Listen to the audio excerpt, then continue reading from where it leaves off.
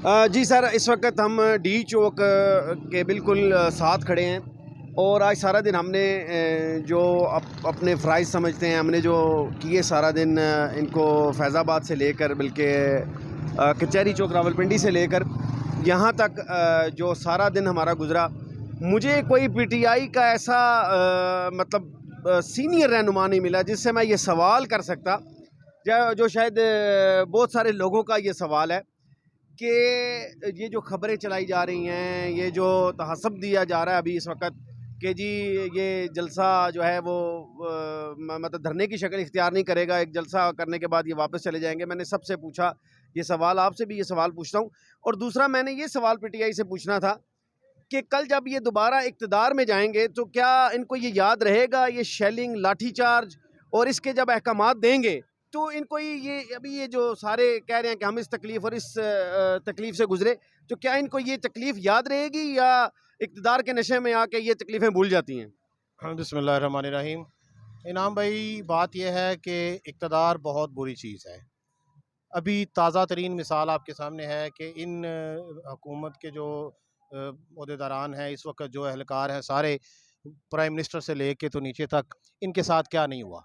लेकिन जैसे ही वो इक़्तिदार में आए, वो सारा कुछ भूल गए और ये आज मुनहत्ते अवाम पर जो है वो जुल्मों सितम के पहाड़ तोड़ रहे हैं। मैं समझता हूँ कि इतनी शदीद गर्मी में शेलिंग करना और फिर उन लोगों पे जिनमें पता भी है कि इनमें कोई उनका, जैसे कि आप खुद कह रहे हैं कि कोई लीडर शामिल नहीं है पीटीआई का, इसके बावजूद उन लोगों पे शेलिंग करना ये बिल्कुल सरासर नाइंसाफ़ी थी। जबकि सुप्रीम कोर्ट ऑर्डर दे चुका है कि भाई शेलिंग तमाम रुकावटें हटा दी जाएँ और लोगों को पुरअमन एहतजाज की इजाज़त है। और वैसे भी ये जमहूरी मुआशरे में होता है, एहतजाज तो वो एक फितरी सी बात है।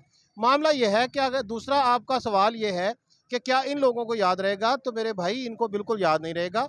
ये वही लोग हैं जिन्होंने नामूस रिसालत सल्लल्लाहु अलैहि वसल्लम के लिए आने वाले लोगों पर शेलिंग की। और ये तो आज लोगों के पास पानी की बोतलें हैं, ज़िंदगी की भर की आसाइशें हैं, मास्क उन्होंने लगाए हुए हैं, लोगों ने गाड़ियों में सारा सामान रखा हुआ है। इन लोगों ने तो उन लोगों पे शेलिंग की थी कि जो नहत्ते थे और रोज़ादार थे। और 8 रोज़ादार आपको याद होगा कि शहीद हुए थे इन पीटीआई की गवर्नमेंट में, और उनका कोई मकसद सियासी नहीं था। वो कोई तख्त से उतारने इनको नहीं आए थे, वो इनसे कोई और मुतालबा नहीं कर रहे थे सवाए इसके कि नामूस रिसालत के तहफ़्फ़ुज़ के लिए उनके शाना बेशाना खड़े हो जाएं और आवाज़ बुलंद करें, क्योंकि हुक्मरान की आवाज़ जो होती है वो पूरी दुनिया में सुनी जाती है। लेकिन इन्होंने उस वक़्त फ्रांस का सफ़ीर निकालने से इनकार किया कि हमारे आलमी ताल्लुकात ख़राब होते हैं। आज जो है वो अमेरिका के ख़िलाफ़ कार्ड इस्तेमाल करके तो पब्लिक को इमोशनल किया गया है। मैं समझता हूँ कि अगर इनका जो एहतजाज है ये हकीकी अमेरिका के ख़िलाफ़ होता तो अमेरिका का परचम जला के ये आगाज़ करते और एहतजाज की कॉल देते अमेरिकी सफारत खाने के सामने। अब ये लोगों को घरों से निकालना और जनाब अपनी ख़वातीन कहीं नज़र नहीं हमें आई, बल्कि ये खुद भी नज़र नहीं आ रहे। आप सारे आप सुबह से लेके शाम हो गई है, आपने कहीं पे कोई पीटीआई का लीडर देखा है तो मुझे बताइए? कोई बंदा नज़र नहीं आ रहा। वो सारे सेफ हाउसेज़ में बैठे हैं। जैसे ही ये लोग जम जाएंगे, मजमा लग जाएगा, तो वो लोग स्टेज की जीनत बनने आ जाएंगे।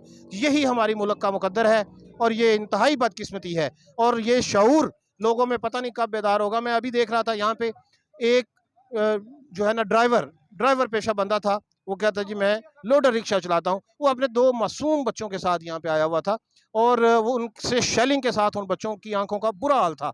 मैंने उनसे कहा कि इन बच्चों को इनका क्या कसूर है, क्यों लेके आए हो? उसका जज्बा अपनी जगह पे कि जी इनको पता होना चाहिए कि मुल्क में क्या हो रहा है। लेकिन मैंने कहा कि आपके इलाके के एमएनए के बच्चे मौजूद हैं यहाँ पे, आपके लीडर के बच्चे यहाँ मौजूद हैं, किसी बड़े बंदे के बच्चे यहाँ मौजूद हैं।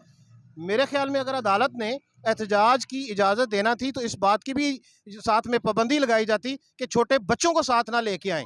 जो एहतजाज करने वाले मुजाहिरीन हैं उन पे भी ये पाबंदी होनी चाहिए कि बच्चों को साथ ना लेके आएँ, क्योंकि बच्चे सबके साझे हैं। बच्चों को तकलीफ़ अगर होती है तो आपकी इस कुर्बानी की किसी जगह पे कोई कदर नहीं होगी। ये मैं लिख के देता हूँ, मैं ऑन द रिकॉर्ड कह रहा हूँ कि किसी जगह पे इस कुर्बानी की कोई कदर नहीं होगी, सवाए इसके कि बच्चों के दिल में कल को यही हुकूमत जब इनके हकूक सलब करेगी तो इनके दिल में नफरत जो है वो हुकूमत के ख़िलाफ़ नहीं होगी, वो इस सिस्टम के ख़िलाफ़ हो जाएगी कि हमने छोटे छोटे होते ये कुर्बानियाँ दी, हमने शेलिंग की बर्दाश्त की है, लेकिन आज हमारे साथ क्या हो रहा है। हमें खुद सोचना है, आवाम को सोचना है कि हम किस तरफ जा रहे हैं, हमारे लीडर्स क्या कर रहे हैं, हमारे लीडर्स हमें किस तरफ लेके जा रहे हैं। तो इस वक्त जो सूरत हाल है वो मैंने पहले भी जैसे कहा कि दुआ कीजिए अल्लाह तबारक व तआला से कि हमें कोई ऐसी लीडरशिप नसीब करे कि जो इस मुल्क की तकदीर बदले, जो इस आवाम के साथ मुखलस हो, जो इस आवाम को जो वो उनसे तवक्कुआत रखती हैं वो पूरी करने में अपनी कोशिशें सर्फ करे। आमीन सर, बहुत शुक्रिया आपका। ये नैयर सिद्दीकी साहब थे हमारे साथ। मैं हर उस शेलिंग का, हर उस लाठी चार्ज का, हर उस इकदाम का जो नहत्ते अवाम पर की जाए, वो चाहे हुकूमत पीटीआई की हो या नून लीग की हो या पीपल्स पार्टी की हो या और किसी की भी हो, किसी भी अवाम, किसी भी एहतजाज, सियासत का हुसन, रैलियाँ, एहतजाज, इनको हंस के गले लगाना चाहिए और इन चीज़ों को तस्लीम करना चाहिए। किसी भी जलसे, किसी भी रैली पर अगर लाठी चार्ज या शेलिंग की जाए तो उसकी हम मजम्मत करते हैं, चाहे वो कोई भी हुकूमत हो। बहुत शुक्रिया।